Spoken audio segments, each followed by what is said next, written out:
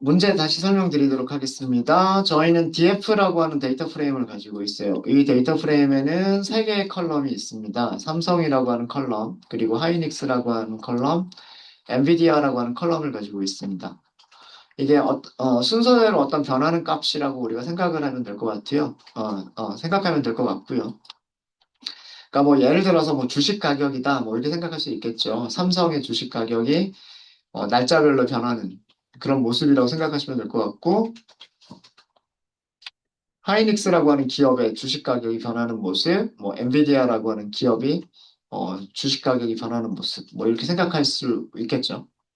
이 세 개를 한꺼번에 선그래프로 그려서 비교를 해보자라고 하는 게 요 문제예요.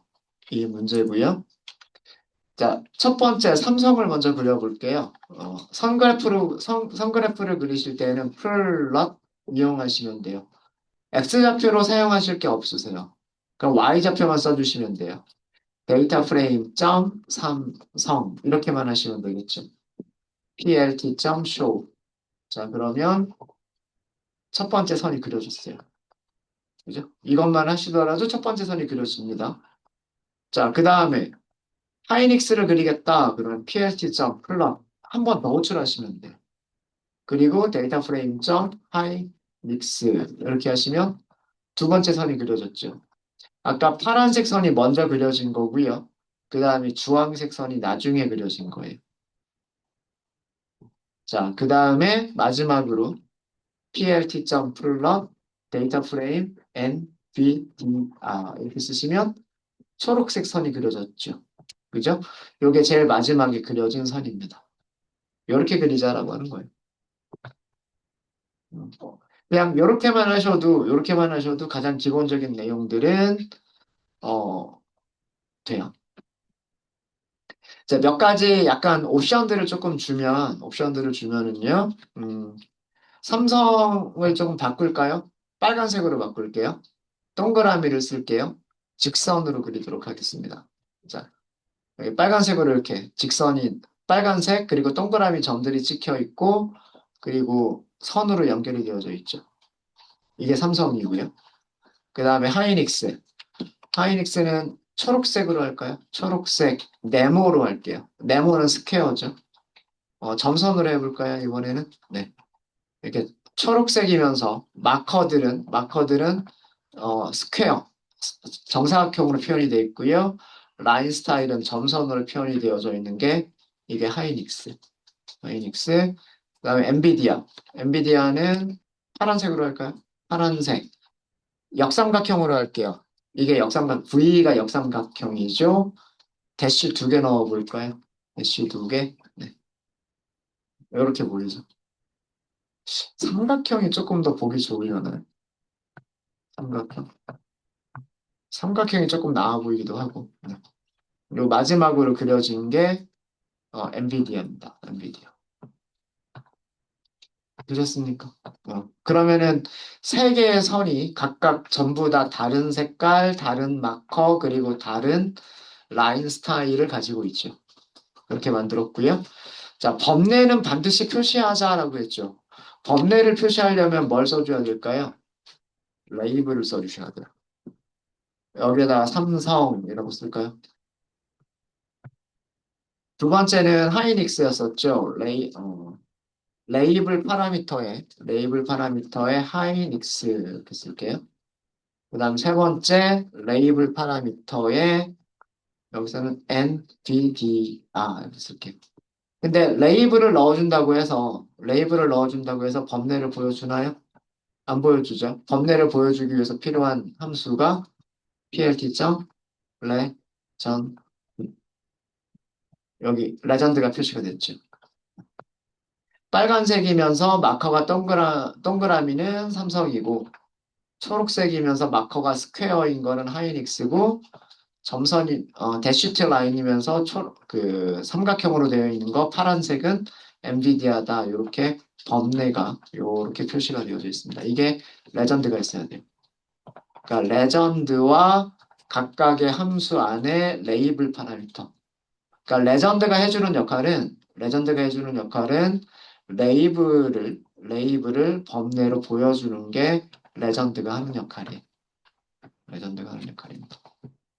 네, 되셨습니까? 네, 그래서 요 정도를 원했던 거예요. 이 정도를 원했던 겁니다. 네, 질문 있으실까요? 질문 있으십니까? 질문 없으세요? 네. 자, 그러면 여러분들 많이 졸리세요? 졸릴 때는 연습 문제를 하는 게 좋겠죠. 자, 연습 문제예요. 연습 문제. 음. 이 연습 문제에서는 아이리스라고 하는 데이터셋을 시각화해보는 겁니다. 생각할 수 있는 그런 시각화는 우리가 다 생각을 한번 해보도록 할게요.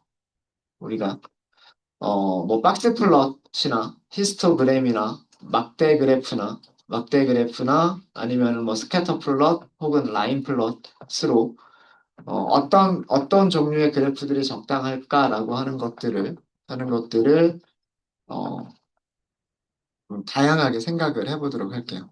음.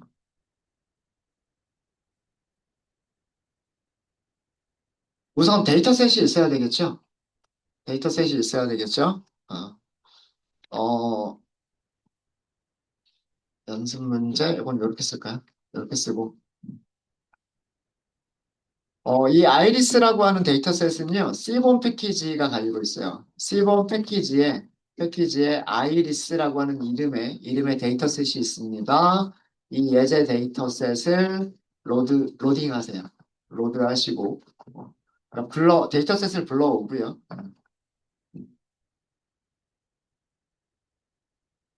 그 다음에 그 만들어진 데이터 프레임이 있을 거잖아요. 로드 데이터 셋이라고 하면 뭐가 만들어져요? 데이터 프레임이 만들어지죠. 데이터 프레임을 확인을 한번 해보세요. 어떻게 생긴 데이터 프레임인지를 확인해 보십시오. 데이터 프레임을 확인하는 방법은 여러 가지가 있어요. 인포로 출력해 보는 방법이 있고요. 헤드나 테일로 출력해 보시는 방법도 있을 거고요. 그 다음에 어, 연속형 변수, 숫자 타입의 변수들 같은 경우에는 최소값, 최대값, 중앙값, 혹은 평균, 표준 편차, 이런 것도 해볼 수가 있겠죠. 만약에 카테고리 타입이면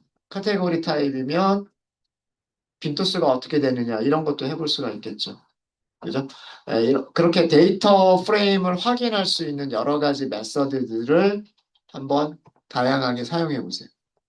제가 여기서는 말로만 말씀을 드렸어요. info, head, tail, describe, value count와 같은 메서드들이 있을 거예요. 우리가 그동안 써왔었던 메서드들이 있을 거예요. 그런 것들, 어떤 것들이 있었는지 그 이전의 수업에 사용했었던 것들 찾아보시면서 데이터 프레임을 어떻게 생긴 건지 한번 확인해 보세요. 확인해 보시고, 어, 여러분들이 스스로 가능한 그 시각화 표현 방법, 가능한 시각화 표현 방법. 그러니까 그래프 종류들을 여러분들이 선택을 해보세요. 박스 플롯을 그려보는 게 좋을까? 아니면 히스토그램을 그려보는 게 좋을까? 막대 그래프를 그려보는 게 좋을까? 아니면 선점도 그래프를 그려보는 게 좋을까? 만약에 선점도를 그린다면 X축은 무엇을 하고 Y축은 무엇을 할 것인가? 이런 것들을 여러분들이 한번 그 데이터 셋을 보시면서 여러분들 스스로 한번 찾아보세요. 스스로. 그리고 시간을 충분하게 드리고 그 다음에 제가 데이터 셋에 대한 것들을 좀 설명을 좀 드리고요.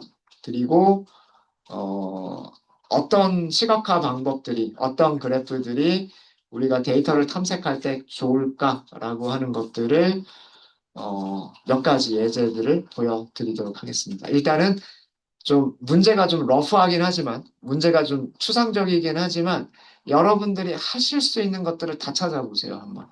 이렇게도 해보고, 저렇게도 해보고. 아셨죠? 네. 시간은 충분하게 드리도록 하겠습니다.